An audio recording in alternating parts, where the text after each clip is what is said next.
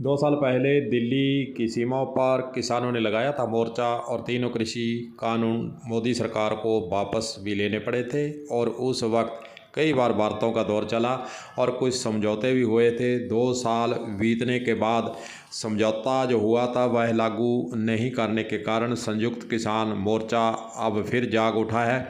और किसानों ने एकता बनाते हुए पंजाब के मोहाली के अंदर वहाँ पड़ाव डाला।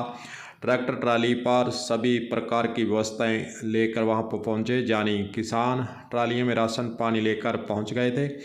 दिल्ली मोर्चे को जैसे ख़त्म हुए 2 साल हो गए हैं। किसानों का कहना है कि मोर्चा ख़त्म होने के समय सरकार ने जो वादे किए थे उसे पूरा नहीं किया है, जिसको लेकर किसान भाजपा सरकार से पूरी तरह से दोबारा फिर खफा होते नजर आ रहे हैं। मोहाली चंडीगढ़ बॉर्डर पर हज़ारों की संख्या में किसान वहां जुटे हैं और वहां पर श्री गुरु नानक देव जी के प्रकाश पर्व को लेकर भी किसानों ने श्री सुखमणी साहिब जी का पाठ वहाँ किया है और उसके बाद अरदास की है कि पिछले 2 सालों से जो बॉर्डर पर डटे किसानों की ओर से अपनी मांगों को मनवाने के लिए वे एकजुट होकर प्रार्थना भी कर रहे हैं। वहीं दूसरी ओर राज्यपाल पंजाब से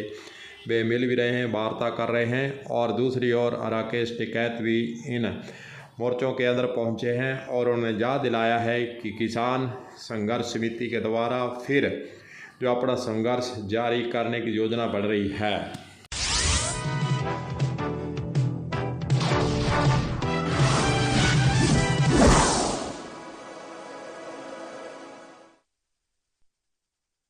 राकेश टिकैत के द्वारा ये कहा गया कि किसान जथेबंदियों को चुनाव के पचड़े में नहीं पड़ना है और अपना संघर्ष जारी रखने के लिए अपने को तैयारी करनी है। आपको बता दें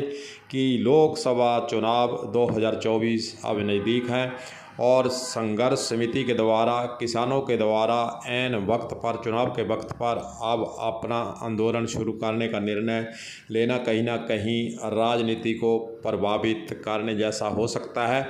और लोकसभा चुनाव को देखते हुए अब मोदी सरकार को भी किसानों के प्रति अपनी सोच को बदलने के लिए किसान मजबूर करने के लिए योजना ही बना रहे हैं और अपनी मांगों को लेकर MSP की मांग करें। चाहे हम किसान आंदोलन के दौरान जो मुकदमे हुए उनको वापस लेने की बात करें, चाहे हम सिंचाई पानी की बात करें, चाहे हम जो अन्य जो किसानों की मांगे हैं, बीज खाद जो नकली मिलता है उस पर कार्रवाई की बात करें, तमाम ऐसे मुद्दे हैं जो किसानों से जुड़े हुए हैं। सरकारों को इसके प्रति संवेदनशील होना ही होगा। किसानों की जो फसलें ख़राब होती हैं और बीज और नकली खाद और इस तरह से जो नकली कीटनाशक मिलने के कारण किसानों को नुकसान पिछले दिनों राजस्थान के अंदर नरमे की फसल को हुआ था। इस प्रकार की घटनाओं को रोकने के लिए सरकार के स्तर से कड़े कदम भी उठाने के लिए किसानों की जो मांगे हैं उस पर सकारात्मक रुख करते हुए विचार करना ही चाहिए। सरकार कोई भी हो, चाहे BJP हो, चाहे कांग्रेस हो, चाहे मिलीजुली सरकार हो, सब सरकारों को किसानों के प्रति संवेदनशील होना ही चाहिए। जो उनकी वाजिब मांगे हैं उस पर निर्णय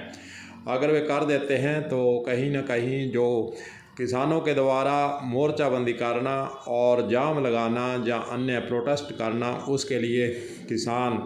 को आगे आकर ऐसे कार्य नहीं करने पड़ेंगे अगर सरकारें समय से जाग जाती हैं और किसानों की जो मांगे हैं